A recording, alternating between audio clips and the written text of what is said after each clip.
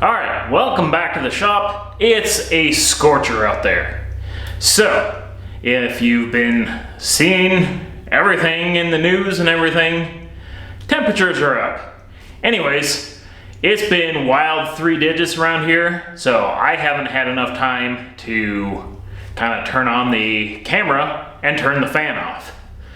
Big thing is that fan. If I don't have that thing on, got about 5 minutes tops, and I'm out. So, last time we got our exhaust rigged up. So, in the off time, I got my couple band clamps that I was waiting on, got them clamped on. She's good to go. I'm liking it. Now, the next stop is probably going to be oil, which I think I've already done. It's one of those things where with big projects, you need to constantly be chipping away at it, or it's going to overwhelm you in an instant. So, let's take a look at our oiling situation. Alright, so let's ignore the bright blue tubes here. Kind of in the process of laying out the coolant lines. And that's going to be for a little bit later in this video. But anyways, where shall we start? I believe previously, let's get our Smurf tube out of here. Previously, we had this mount on the side of the block. See if we can get her closed in there. A little bit hard to see, but that guy we got rigged up, and then we needed to find a spot to put our oil filter, which I kind of ended up right on here. Got a clamp onto the tube, got her here, and this is the exact same thing that I put on the Crossfire. So internally it has a thermostat that after a certain amount of heat, it will dump it down the lines into the oil cooler. So of course, our oil cooler we got rigged up here. It's not going anywhere. Welded on a couple tabs down here so we could bolt it on, and she's not going. And of course we got our 45s that go up and over the fuel cell and back to our oil filter. And then our other part, we got our feed line into our turbo. Now this came as a kit, and I hate the kit really, really bad. For starters, they give you this piece here that is, it has a small like 0.44 sized hole on this kind of AN4 fitting. So that's an oil restrictor for if you have a ball bearing turbo. Now they don't give you any instructions that says, hey, you need to probably drill that out if you have a journal bearing. But you know, hopefully you're just blowing up cheap turbos like what we're using. But if you're not, you'll be hosed buying this cheap ass thing. Now the other side for our drain, kind of hard to see in there.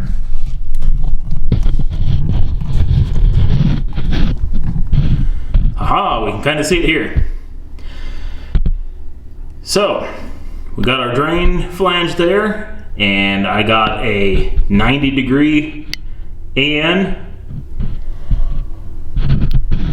which kind of spits out to, there we go, another 90. We just kind of loop it around, and then it goes straight down into our oil pan. So one other thing to note of that super cheap kit is it did come with AN fittings. So that was kind of nice, but this AN fitting is so dumpster-like, it's kind of hard to get in the light, but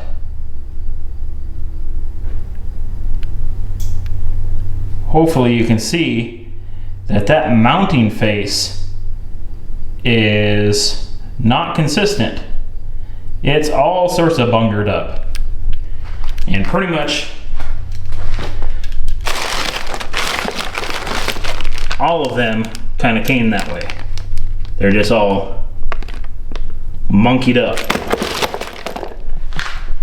I don't know what planet they got their machining from, but that thing sucks. So, if you're looking at a kit that has pressure and return, and you're on Amazon, give that a big old thumbs down. Try to find something a little more expensive at a more reputable location, or from a brand that makes sense. If you're in that $40 range, it's not going to be good.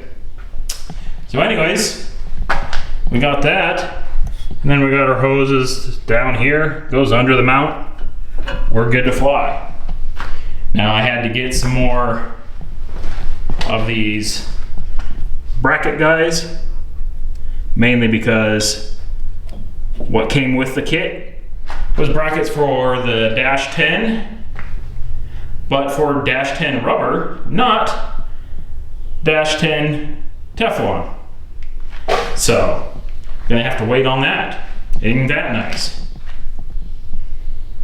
So, back to the coolant. So previously, let's see, where do we put that guy? Okay, so anyways, up here we had our block off plate and so on and so forth, but this gap is very small between this intake and our tube. So I'm gonna have to clearance that out a little bit.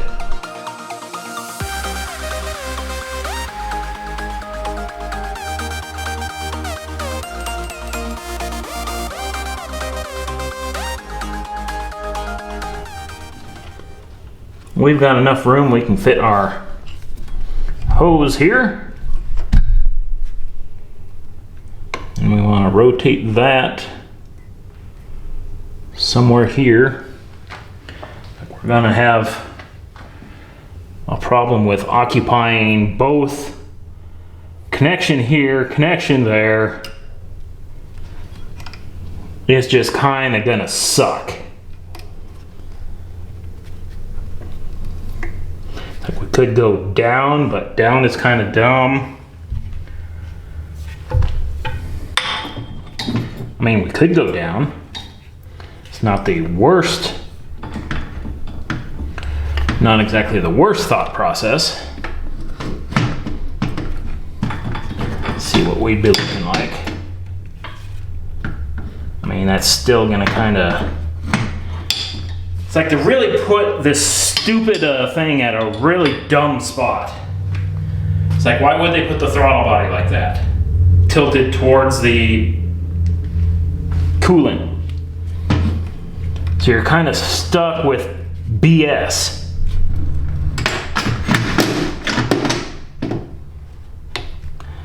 Because like this would get it up and out of the way, but then we don't have a spot for the stupid thing there.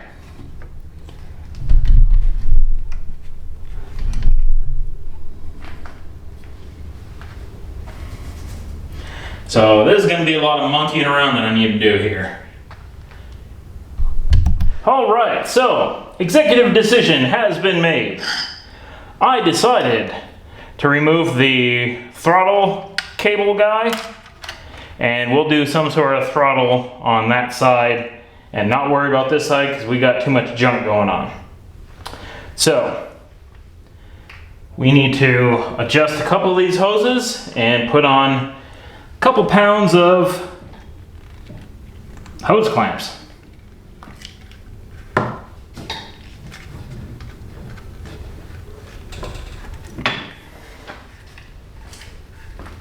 Okay, I guess that's pretty much that. Probably need to tighten down all of those guys now. That will definitely be fun. All right, so basically got most of this stuff all tightened down along there. we got our line over here. That's cruising over there. And we got this line going over there.